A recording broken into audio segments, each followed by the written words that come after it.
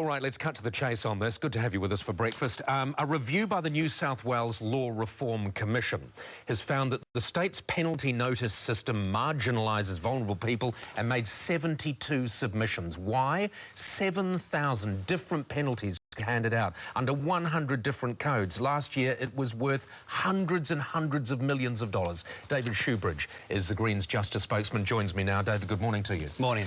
Lots of suggestions have been made. This is completely ludicrous. 2.83 million notices issued in 1 year in one state. Is it the same, do you think, in the other states? Yeah, we've seen this across the country.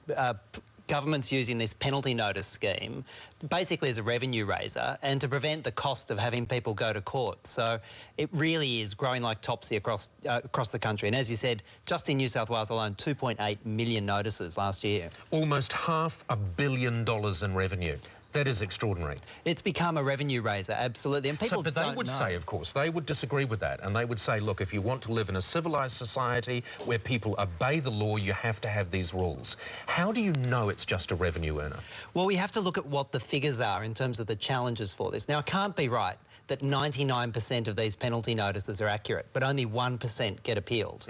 And the reason is, it's in government's interest for people not to know how to go about appealing it. And in fact, people like the New South Wales Police don't even allow an internal review. So if you write a letter to the police after you get a penalty notice... You're wasting your time. They put it straight in the bin. They don't even read it, and they force you, if you want to challenge it, to go to court. Now, what you're saying is there should be an internal review system so you're not faced with that daunting prospect of going to court. Because most people, of course, and this has been proved, who know they're innocent will still make the payment because they can't be faced with the slings and arrows of outrageous torment. Oh, I've been speaking to people about this for some time, but particularly since the story started running, they say absolutely. They would far rather just pay the fine rather than take a day off work, go to court with all of that uncertainty.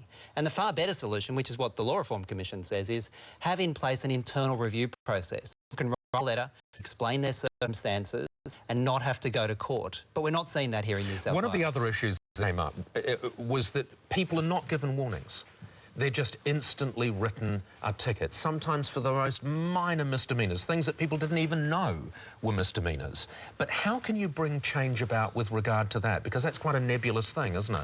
Well, no, the Law Reform Commission say it's quite simple. You make sure the people issuing the tickets have some guidelines in place. And in New South Wales... But their guideline is probably, we're paying you good money, you go out there and issue $10,000 worth of tickets today. Well, this report kind of suggests that there might be a sort of quasi-quota system in place. But what we need is the people issuing the tickets to say, first of all, is a caution right. Before they write out the ticket and jump for the fine, maybe give people a warning and say, don't do this, get your feet off the seat, or don't do this, watch how you walk across the traffic, rather than immediately, as we're seeing here in New South Wales, turn it into a dollar. All right, just very, very quickly, there's one thing that I think you agree with, which I don't, which is this aspect of vulnerability. So vulnerable people that don't have much money, commit the same crime as someone that does have a lot of money. You believe there should be some kind of sliding scale?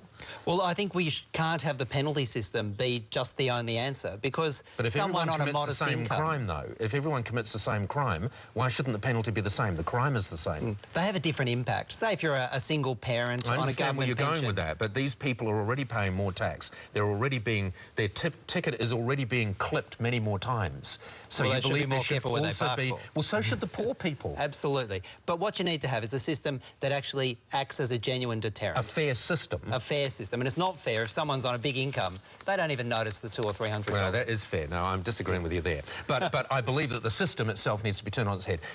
Finally, what is the chance that something will actually change as a result of this report? Well, across the country, state governments are addicted to this revenue. We need a lot of angry mums and dads. We need a lot of other political parties calling for change. Yeah, and that's the big problem. They're already spending that $500 million a year anyway, so where are they going to get the money if they don't get it from here? David, thank you for joining us. If you have a comment to make on this, because it does affect you, no matter what state you're in, Henry Hotline, 1300 66 10 10. We will give you an opportunity to vent your thoughts. Well, there's lots going